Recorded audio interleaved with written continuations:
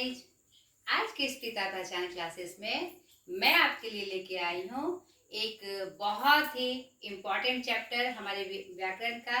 इसलिए आज मैं से व्याकरण विशेष सत्र में लेके आई हूँ जो कि बहुत ही इम्पोर्टेंट है। ये आपका 9-10 लेवल पे भी, 11-12 लेवल पे भी और ऊंचे भी लेवल पे इससे प्रश्न आते हैं। तो मैं आज रस लेकर आई हूँ। पहले बताइए आप लोग कैसे हैं? मजे में? चलिए, मजे में ही रहना है हमेशा। और अब हम स्टार्ट करते हैं। ध्यान से इसको देखना है और समझना है, ठीक है? तो आज रस में हम जानेंगे रस की परिभाषा एवं अर्थ, उसके बाद रस के प्रकार, अस्थाई भाव एवं देवता, अभी मैं बताऊंगी कि ये सब क्या होता है। उसके बाद हम जानेंगे काव्य में रस के उदाहरण, यानी पंक्ति में आप कैसे जाने यह कौन सा रस है, इस पंक्ति में कौन सा रस है, आपको ये आना चाहिए। तो चलिए स्टार्ट हो जाते हैं। रस, रस क्या है? जब कोई कविता हम पढ़ते हैं, नहीं, जब कोई कविता हम पढ़ते हैं और कविता कैसे पढ़ी जाती है? सस्वर वाचन उसका होता है, नहीं, स्वर के साथ, कहाँ रुकना है, कहाँ तेजी से गाना है, कहाँ धीरे से गाना है, किस तरह की कविता है, उसमें कैसा राग होना चाहिए, कैसा स्वर का उच्चारण बढ़ना उठना चाहिए। तो यह जो होता है, और उस कविता को पढ़ने से उस काव्य में जो हम वाचन करते हैं स्वस्वर, उससे जो हमें आनंद की अनुभूति होती है वही क्या है? रस है। ठीक है, समझ में आया?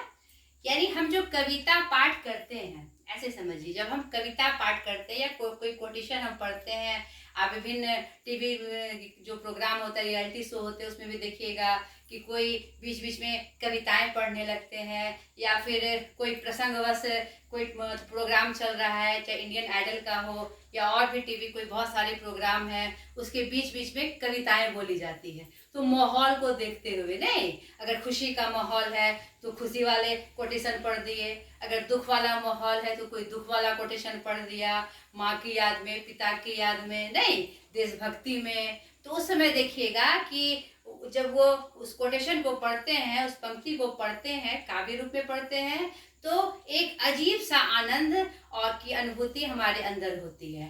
हमारे रोए खड़े हो जाते हैं, या और यहाँ तक कि आंख से आंसू तक बहने लगते हैं। और खुशी का हो तो हम खुशी से, हमारे क्या होते हैं, मन प्रफुल्लित हो जाता है, नहीं, आनंद से भर जाता है। तो यही रस है जो हमारे शरीर में अस्थाई भाव से बहता है, होता है। ठीक है, तो अब हम व्याकरणिक दृष्टि से जाने कि रस होता क्या है। रस को काव्य की आत्मा कहा जाता है एवं काव्य का प्राण कहा जाता है। यानी कि अगर आत्मा नहीं रहेगी तो क्या होगा? शरीर बेकार। उसी तरह अगर काव्य में रस नहीं होगा तो काव्य बेकार। नहीं, उसी प्रकार अगर हमारे शरीर में प्राण नहीं रहे तो इस निस्तेज शरीर का कोई वैल्यू है? कोई वैल्यू नहीं। उसी तरह काव्य में अगर रस ना हो तो फिर काव्य क्या होता है? उसका उद्देश्य ही की पूर्ति वह नहीं कर सकता। हमारे साहित्य में काव्य जो आया तो गद्य के रूप में जिस भाव को हम स्पष्ट नहीं कर सकते, जिस संदेश को हम नहीं पहुंचा सकते, वह काव्य के माध्यम से हम पहुंचाते हैं। ठीक है, इसीलिए काव्य में रस का वो क्या कहते हैं, लोगों ने मतलब अनुभव किया और समझा कि ये रस कैसे आता है और किस भाव से आता है। ठीक है, अब हम जान लें काव्य की परिभाषा। रस का शाब्दिक अर्थ है आनंद। रस, आहा, इस पिक्चर को देखा ना, बड़ा रस मिला, यानी क्या हुआ? बड़ा आनंद मिला। नहीं, अरे सामने वाले ने जो कविता का वाचन किया, मन तो एकदम रस से भर गया, यानी आनंद से भर गया। ठीक है, तो रस का शाब्दिक अर्थ क्या है? आनंद। या हम कोई दुख की भी कविता सुनते हैं तो उसमें भी हमें क्या होता है ना, उस अनुभूति को करते हुए कि सच में उस अनुभूति तक हम पहुंच जाते हैं जो उस कविता के माध्यम से कही जाती है। उसमें भी हमें क्या होता है? आनंद होता है, क्योंकि जो भाव कहे जा रहे हैं पंक्तियों में उस रस के माध्यम से बात कह दी जाती है। नहीं, अब परिभाषा रूप में हम जाने, काव्य को पढ़ने या सुनने में जिस आनंद की अनुभूति होती है उसे रस कहते हैं। मैंने अभी जस्ट वही बताया। परिभाषिक रूप में इसे हम ऐसे जानेंगे, ये हमारे रस की परिभाषा है। ठीक है, इसको लिख लीजिएगा। परिभाषिक रूप में पढ़ने या सुनने में जिस आनंद की अनुभूति होती है उसे रस कहते हैं। रस का अर्थ श्री धातु से बना है। किस धातु से बना है? श्री धातु से माना गया है, बना है, जिसका अर्थ होता है जो बहता है। जिसका अर्थ क्या होता है? बहना। ठीक है, क्या बहना? अर्थात जिस भाव के रूप में हृदय में बहता है। यानी बहता है तो क्या बहता है? सॉरी, क्या बहेगा? हृदय में क्या बहेगा? तो भाव। जिस प्रकार के काव्य होंगे उसी प्रकार का भाव जो हमारे अंदर बहता है उसे ही हम क्या कहते हैं? रस कहते हैं। समझ गए बच्चों? हमने जाना रस की परिभाषा क्या है और रस का अर्थ क्या है। ठीक है, अब सबसे इंपॉर्टेंट हम जानेंगे रस के प्रकार। ठीक है, उसके बाद इसके स्थायी भाव क्या होते हैं। रस के साथ हमेशा उसका अस्थायी भाव जुड़ा रहता है। यानी हमारे हृदय में जिस रस की अनुभूति होती है तो वह हमारे हृदय में क्या होता है? अस्थायी भाव में रहता है, हमेशा से रहता ही है। सिर्फ वो भाव आने पर उसकी मतलब कि वह अपने आप उसके हृदय में बहने लगता है। ठीक है, और हम जानेंगे उसके देवता कौन कौन होते हैं। यह भी हमारे रस में आता है कि उसके अस्थायी भाव क्या है और उसके देवता कौन कहलाते हैं। ठीक है, अब रस के प्रकार में मैं आपको बता दूं एक बहुत ही इंपॉर्टेंट बात। रस अभी के आधुनिक समय में रस 11 रूपों में हम जानते हैं। रस के प्रकार कितने हैं? 11।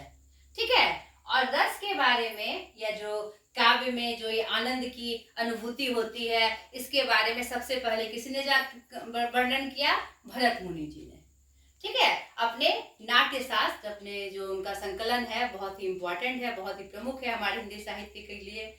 उन्होंने जो क्या कहते हैं नाट्य शास्त्र लिखा, उसमें ही उन्होंने रस की चर्चा की सबसे पहली बार। ठीक है, लेकिन उन्होंने 8 ही प्रकार बताए थे। कितने प्रकार बताए थे? 8 प्रकार। ऊपर से देखिए, यानी भरत मुनि ने कितने प्रकार बताए रस के? भरत मुनि ने रस के, अगर मान लीजिए सवाल आपको आता है या कोई पूछ दे तो आपको ये नॉलेज में होना चाहिए। नहीं, अगर पूछे कि भरत मुनि के अनुसार रस के कितने प्रकार, ठीक है, और उसके बाद पूरा पूछे कि इस आधुनिक रूप में, आधुनिक व्याकरण में रस के कितने प्रकार की गिनती होती है, तो हम क्या बताएंगे? 11 प्रकार। मैं पूरा बताती हूँ आपको। भरत मुनि के अनुसार रस के कितने प्रकार है? 8। ऊपर से देखिए, यहाँ पर मैंने टेबल बनाया है। एक साथ में रस, अस्थाई भाव और देवता, एक साथ में टेबल में इसलिए लेके आई ताकि आपको याद करने में आसानी हो और ध्यान से आपके माइंड में सेट हो जाए। ठीक है बेटा, इसलिए मैं एक साथ उसको लेके आई। बोलने से सब सारी बातें ध्यान में नहीं रहती और स्मरण में भी नहीं रहती, इसलिए मैं टेबल में एक साथ लेके आई हूँ ताकि आप इसको देखें। अगर मन में जब ये बात बैठ जाती है, ये टेबल बैठ जाएगा तो आपको किसी के बारे में पूछे आपको फट से ध्यान में आता है। तो भरत मुनि ने जो 8 रस प्रकार बताए रस के, वह हमारा था 1 2 3 4 5 6 7 और 8। ठीक है, उन्होंने शांत रस को रस नहीं बताया, रस के प्रकार में नहीं बताया। शुरू में जो पुराने व्याकरण थे उसमें क्या कहते हैं, रस के प्रकार 9 रूपों में ही प्रचलित थे। लेकिन जब सूरदास जी का आविर्भाव हुआ तो उन्होंने रस की संख्या कितनी बता दी? 11 बता दी। ठीक है, उन्होंने 2 और रस का उन्होंने वर्णन किया आधुनिक साहित्यकारों ने, और हमारे सूरदास जी ने कितनी संख्या बताई? 11। ठीक है, तो अब देखिए, अब 9 किसने बताया? अब रस का प्रकार 9 है, वो किसने बताया? हमारे विश्वनाथ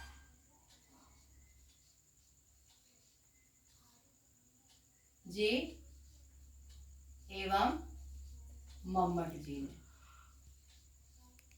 मम्मट जी ने कितनी बताई? रस के प्रकार कितने बताए? 9।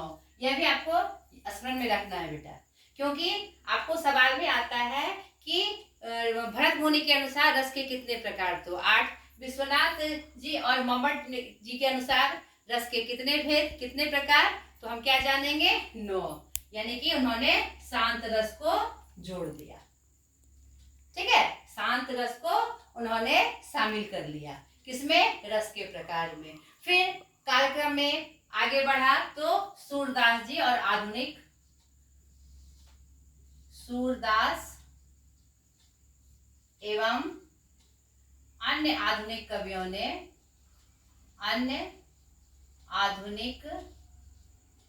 ने इसकी संख्या कितनी बता दी? 11। कितनी बताई बच्चों? 11। तो तीनों रूपों में आपको याद रखना है। मैंने ये खाका खींच दिया है 11 भेद का, लेकिन आपको यह स्मरण रखना है, हमेशा से याद रखना है कि भरत मुनि ने 8 ही बताए थे, फिर विश्वनाथ जी और मम्मट जी ने कितने बताए? 9 बताए, और बाद में सूरदास जी और उसके बाद अन्य आधुनिक कवियों ने उसका समर्थन करते हुए कितना बताया? 11 बताया। ये आपको अच्छे से याद रखना है। अब देख लीजिए कौन कौन से होते हैं। श्रृंगार रस, ठीक है, उसका स्थायी भाव क्या है? रति। आप जानते हैं कि रसों में सबसे श्रेष्ठ रस क्या होता है? श्रृंगार रस। ये भी आप याद रखिएगा। श्रृंगार रस जो है सबसे उत्तम रस होता है, सबसे उत्तम। इसको क्या कहा जाता है? सबसे उत्तम रस, सर्वश्रेष्ठ रस या उत्तम रस, जो कि हमारा संयोग और वियोग दोनों रूपों में आता है। श्रृंगार रस की जो कविताएं होती है वह संयोग वाली भी होती है और वियोग वाली भी। संयोग मतलब दो प्रेमियों का, दो आदमियों का मिलन के रूप में जो कविता कही जाए वह संयोग है, और उसके जुदाई में जो काव्य कही जाए, कविता कही जाए, वह हमारा किस में आता है? वियोग में। ठीक है, तो ये भी आपको याद रखना है कि श्रृंगार रस में 2 पक्ष आते हैं। ठीक है, क्या क्या? संयोग और वियोग। तो और उसके देवता कौन है? कामदेव। जानते हैं रति, जो हमारे इसका स्थायी भाव क्या है? रति। जब संयोग और वियोग का मतलब की परिस्थितियां आती है तो रति रूप में वह स्थायी भाव हमारे हृदय में बहता है। ठीक है, दूसरा है हास्य रस। उसके स्थायी भाव क्या है? हास, अपने आप में गुदगुदी होना, हंसने का भाव आना। उसके देवता कौन है? शिवगण। शिवगण कौन है? हमारे नंदी जी। शिव के गण कौन कौन है? नंदी हैं, सुमेरु जी हैं, और भी ऐसे ऐसे प्राणी हैं जिसको इनको देख के ही हंसी आ जाती है ना हंसी। इसीलिए हास्य के देवता के रूप में किसका वर्णन किया जाता है? शिवगणों का वर्णन किया जाता है। तीसरा है हमारा करुण रस, जो शोक के रूप में हमारे हृदय में बहता है। उसके देवता कौन है? यम। ऑब्वियसली यम क्या है? शोक के कारण है। यम क्या करते हैं? हमारे प्राण निकाल के ले जाते हैं, तो उससे क्या होता है? शोक होता है। तो करुण रस में का स्थायी भाव शोक, और उसके देवता कौन? यम। वीर रस, जब हम राजाओं महाराजाओं की का गुणगान करने के लिए, उनका युद्ध में जब जीतने का वर्णन करने के लिए, या फिर और भी किसी रूप में हम उत्साह की जो कविताएं पढ़ते हैं वह हमारा किस में आता है? वीर रस में, जिसका स्थायी भाव उत्साह है, और उसके देवता कौन है? महेंद्रनाथ। ठीक है, पांचवा रस है हमारा अद्भुत रस, जिसका स्थायी भाव आश्चर्य और विस्मय। जब किसी अद्भुत वाली कविता हम पढ़ते हैं, अद्भुत रस वाली कविता हम पढ़ते हैं, तो हमारे अंदर आश्चर्य का भाव होता है। अरे क्या ऐसा भी संभव है? विस्मय होता है हमें, क्या ऐसा भी संभव है? इसके बाद जब मैं आपको उदाहरण बताऊंगी तो आपको और स्पष्ट हो जाएगा। ठीक है, उसके देवता कौन है? हमारे गंधर्व जी। ठीक है, गंधर्व लोग जो होते हैं, देवलोक में जो गंधर्व होते हैं, वही आश्चर्य और विस्मय के देवता होते हैं। छठा रस है हमारा भयानक। ऑब्वियसली भाव कैसा होगा हमारा? भय वाला। जब भयानक रूप कोई आएगा तो हम क्या करेंगे? डरेंगे ना। तो हमारा स्थायी भाव क्या बढ़ेगा? भय। और उसके देवता कौन है? हमारे काल से ही भय होता है। सातवां है हमारा रौद्र रस। रौद्र यानी एकदम तेजी से, रौद्र रूप, एकदम तेज वाला रूप। उसका स्थायी भाव क्या है? क्रोध। और जिसके देवता कौन है? रुद्र। ठीक है, आठवां रस जो कि यहीं तक बताया था हमारे भरद्वाज जी ने, विभत्स। उसका स्थायी भाव क्या है? जुगुप्सा। जुगुप्सा क्या होती है? जब कोई विभत्स मतलब क्या होता है? एकदम अजीब सा, मतलब मन को अंदर से एकदम क्षिप्त कर देने वाला जो कविताएं होती है, मन में अजीब सी भावना भरने वाला जो होता है, उसे हम क्या कहते हैं? विभत्स कहते हैं। अजीब सा रूप, एकदम कटा छटा या कोई भी ऐसा रूप जो हम पसंद नहीं करते, तो हमारे अंदर क्या होती है? कौन सी की भाव जगते हैं? जुगुप्सा के भाव जगते हैं वो हमारे अंदर। ठीक है, तो उसके देवता कौन है? महाकाल। ठीक है, नमरस जो कि हमारे विश्वनाथ जी और मम्मट जी ने बताया है, वह शांत, और भाव क्या है? निर्वेद, शांति का भाव में रहता है। निर्वेद, शांत, कोई वेदना नहीं। निर्वेद मतलब क्या होता है? कोई वेदना नहीं। निवृत्ति, निर्वेद को ही क्या कहा जाता है? निवृत्ति भी कहा जाता है, यानी कोई वृत्ति नहीं। ठीक है, 10वां रूप है रस का हमारा वात्सल्य, जिसका अस्थाई भाव क्या है? वात्सल्यता। वो किस प्रकार की कविताएं होती है? जब छोटे बच्चे को हम दुलार करते हैं, मनुहार करते हैं, प्रेम करते हैं, या किसी को दुलारने वाली की भावना जो होती है, वह क्या होती है? हमारी वात्सल्यता वाली, प्रेम वाली भावना, दुलार वाली भावना। ठीक है, उसके उनकी देवता गौरी माता को बताया गया है, क्योंकि वही वात्सल्य की सबसे बड़ी देवी हैं। और 11वां रस का रूप है हमारा भक्ति, जिसका स्थायी भाव क्या है? अनुराग। हम किसी की भक्ति करते हैं, देवता की करें, गुरु की करें, या किसी की भी करें, तो हमारे अंदर क्या उनके प्रति होता है? अनुराग उमड़ता है, प्रेम उमड़ता है, अथाह प्रेम उमड़ता है। इसीलिए हमारा कौन सा भाव बहता है हमारे अंदर? अनुराग। ठीक है, और यह किस देवता इसके क्या है? भगवत विषय। जिस देवता विशेष की हम पूजा करते हैं, जिस देवता विशेष या किसी की हम भक्ति करते हैं, तो उसके प्रति अनुराग का होना उस देवता की निशानी है, वो उसके देवता होते हैं।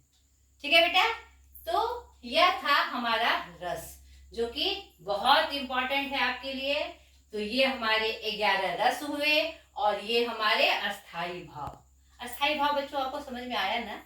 रियल में समझ में आया ना? एक बार मैं फिर दोहराती हूँ कि जिस प्रकार का रूप आता है हमारे सामने, चाहे वह श्रृंगार का हो, चाहे वीरता का हो, चाहे हमारा खुशी का हो, दुख का हो, या किसी आश्चर्य विस्मय का हो, या शांत रूप कोई आए हमारे सामने, तो हमारे अंदर उसी के जैसा भाव उत्पन्न होता है। नहीं, अगर हम क्रोध में हैं, क्रोध वाला कोई मैटर आया, तो हमारे अंदर क्रोध का भाव जगता है ना? अगर हम कोई वीर रस वाले पिक्चर देख रहे हैं, एकदम राजा महाराजाओं का युद्ध वाला, या महाभारत जब हम देखते थे, कौरवों और पांडवों का जब युद्ध होता था, तो जब किसी विशेष योद्धा का युद्ध होता था, तो हमारे अंदर एक अजीब सा भाव आता था, उत्साह का भाव आता था। नहीं, यही भाव जो हमारे अंदर परिस्थितियों को देख कर आते हैं, वही क्या कहलाता है बेटा? अस्थाई भाव, जो कि हमारे हृदय में पहले से विराजमान है, बस परिस्थिति आने पर वह निकलती है। आप समझ गए होंगे? अब मैं कविता की पंक्तियों के माध्यम से आपको उदाहरण बता रही हूँ कि कौन सी कविता कैसे समझी जाए कि यह कौन सा रस है। अब तो आप देख के ही समझ जाएंगे। जब मैंने इसका वर्णन कर दिया कि कौन से रस में कौन से भाव उमड़ते हैं, तो आपकी कविता की पंक्तियां देखकर आप ऐसे ही समझ जाइएगा कि वह कौन से रस की कविता है। ठीक है, अब मैं दिखाती हूँ। यह देखिए बेटा, अब मैं अलग अलग रस की अलग अलग कविताएं संकलन करके लेके आई हूँ आपके लिए, ताकि आप इसको और अच्छे से समझ सकें। इसको समझने के बाद, जानने के बाद, मुझे नहीं लगता कि आपको दिक्कत होगी, और फिर भी आपको दिक्कत होगी तो मैं और नए नए उदाहरण आपके सामने प्रस्तुत करूँगी, जिससे कि आपको समझ में आ जाए कि कैसे रस हमारे अंदर बहता है, अस्थाई भाव के रूप में बहता है, और किस प्रकार के भाव हमारे अंदर आते हैं, और कौन सा रस हमारे अंदर हमें बहता है। ठीक है, रस का कौन सा रूप हमारे अंदर बहता है और किस भाव में बहता है। अब देखिए, अब कविता की पंक्तियों के माध्यम से देख लिए। दुख ही जीवन की कथा रही, क्या कहूँ जो आज नहीं कही। इस कविता की पंक्तियाँ पढ़ने से आपके अंदर कैसे भाव आ रहे हैं? आप बताइए मुझे, कैसे भाव आ रहे हैं? दुखी जीवन की कथा रही, क्या कहूँ जो आज नहीं कही। यहाँ पर एक करुण रस है, करुणा है, नहीं, यानी कि शोक की भावना है। शोक है ना यहाँ पर, दुख जीवन है तो अपने अंदर में क्या है उनके? शोक है। यह मेरा कौन सा रस है? करुण रस, जिसका स्थायी भाव क्या है? हमारा शोक। ठीक है बेटा, अब देख लीजिए दूसरा उदाहरण भी देख लीजिए। वीरों का कैसा हो बसंत, वीरों का कैसा हो बसंत। यहाँ पर वीर के बारे में बताया जा रहा है कि उसे बसंत से कोई मतलब नहीं, वीर तो युद्ध भूमि में शोभा देते हैं नहीं। और उसका क्या कहते हैं, स्थायी भाव क्या होता है, उत्साह। उत्साह से ऐसी पंक्तियाँ लिखी और पढ़ी जाती है। ठीक है, और भी उदाहरण देखिए। राम जपू राम जपू राम जपू बाबरे, राम जपू राम जपू राम जपू बाबरे। यह क्या है, भक्ति है, भक्ति हो रही है, एक प्रेम का भावना दिख रहा है इसमें, तो यह भक्ति रस है। और उसका स्थायी भाव क्या है हमारा, अनुराग, प्रेम। ठीक है, इसी तरह आप देखते जाइए। 5वें नंबर में हमारा श्रृंगार रस है, मेरे तो गिरधर गोपाल दूसरों ना कोई। चौथा में इन दोनों पर मोती वारूं, यानी किसी बच्चे के बारे में कहा जा रहा है कि क्या है, यानी वात्सलता दिखाई जा रही है, प्रेम दिखाया जा रहा है। आगे देखिए, दोनों श्रृंगार रस की पंक्तियां है। एक जगत है तेरी आंखों में है जहाँ राह भूल जाता हूँ। यह क्या है हमारा, श्रृंगार रस, जिसमें संयोग और वियोग दोनों दिख रहा है नहीं। खूब लड़ी मर्दानी वह तो झांसी वाली रानी थी, यमराज से भी युद्ध में प्रस्तुत सदा मानो मुझे, मामा तथा निज तात से भी युद्ध में डरता नहीं। यह कौन सा रस फिर हमारा आ गया, वीर रस। यहाँ पर हमारा युद्ध भूमि का चित्रण हुआ है, उसमें कौन सा रस है, वीर रस है। और उसका भाव क्या है, हमारा स्थायी भाव क्या है, हमारा उत्साह। उत्साह से हम ये बात कह रहे हैं। अब मुझे लगता है आपको समझ में आ रहा होगा कि पंक्तियों में कैसे रूप होते हैं और कौन सा भाव हमारे हृदय में बहता है। अब देखिए, करुण रस का उदाहरण है। जिस बच्ची ने कुछ नहीं पाया था, कुड़ हाथी ने अभी उसे रुलाया था। ऐ मेरे वतन के लोगों जरा आँख में भर लो पानी। कोई भी हम देशभक्ति की कविता लिखते हैं या पढ़ते हैं तो उसमें हमारा कैसा रस होता है, करुण रस होता है। जब किसी का मतलब कि फौजी की जो वीर गति को प्राप्त कर जाते हैं, जो शहीद वीर गति को प्राप्त कर जाते हैं, उसके संदर्भ में जब हम पंक्तियाँ लिखते हैं तो वह हमारा क्या होता है, करुण रस से भरा होता है। और उसका स्थायी भाव किस रूप में बहता है, हमारा शोक रूप में, शोक का भाव बढ़ता है ना बेटा। ये इस पंक्तियों के माध्यम से उदाहरण के स्वरूप मैं आपको समझाने की कोशिश कर रही हूँ और लगता है मुझे आपको समझ में भी आ रहा होगा। अब देखिए, और भी बहुत सारे कुछ उदाहरण मैं लेके आई हूँ आपके लिए। 8वां नंबर में, हाथी जैसा देह गेड़े जैसी चाल, खरबूजे जैसी खोपड़ी, तरबूजे जैसी खोपड़ी, खरबूजे जैसी गाल। ऐसा पढ़ने से आपको कैसा भाव लगा, हंसने का भाव लगा। तो ये हमारा क्या है, हास्य वाला। ठीक है, हास्य रस है ये। और इसमें कौन से भाव बढ़ते हैं हमारे अंदर, हास्य के भाव बढ़ते हैं। इसी तरह एक एक करके देखिए बेटा। ये रौद्र रस, ये भयानक रस 10 नंबर पे। 11 में फिर विभत्स रस, गिद्ध और चील मंडरा रहे थे और चूहे भी तड़मा रहे थे। यह कैसा लग रहा है, एकदम विभत्स सा, घिनौना सा रूप लग रहा है, विभत्स रूप लग रहा है नहीं। फिर 12वें नंबर पे देखिए भक्ति रस आ गया, रघुपति राघव राजा राम पतित पावन सीताराम। फिर 13 नंबर में वात्सल रस का उदाहरण मैं लेके आई हूँ। फिर 14 नंबर में 2 उदाहरण अद्भुत रस का, ठीक है। और 15 नंबर में फिर देखिए शांत रस का, शांत रस जो निर्वेद भावना से, बिना किसी कोई वेदना के हमारे अंदर बहता है। ए मालिक तेरे बंदे हम, ऐसे हो हमारे करम न। और भी बहुत सारे उदाहरण हैं इसके। आशा करती हूँ ये आपको समझ में अच्छे से आ गया होगा। तो हमने देख लिया, रस की परिभाषा हम जान गए, अर्थ भी जान गए, प्रकार भी हमने जाना, इसका स्थायी भाव भी जाना, देवता भी जाना हमने, और काव्य में हमने इसके उदाहरण भी देखे। ठीक है, ये आपका पार्ट 1 में बनाती हूँ, क्योंकि वीडियो लंबा हो गया है, इसलिए अगले वीडियो में मैं इसका पार्ट 2 लेके आऊंगी। और उसमें भी तो इसे मैंने पार्ट 1 के रूप में रखा, क्योंकि आपका वीडियो फिर बहुत लंबा हो जाएगा। अब इसके अगले वीडियो में, इस सत्र में मैं आपको बताऊंगी कि रस के अंग, जो कि बहुत ही इम्पोर्टेंट है और आप उसको समझना भी आपके लिए बहुत आवश्यक है। तो आज रस में इतना ही। खुश रहिए, मस्त रहिए, खूब तरक्की करिए, खूब आगे बढ़िए। बाय।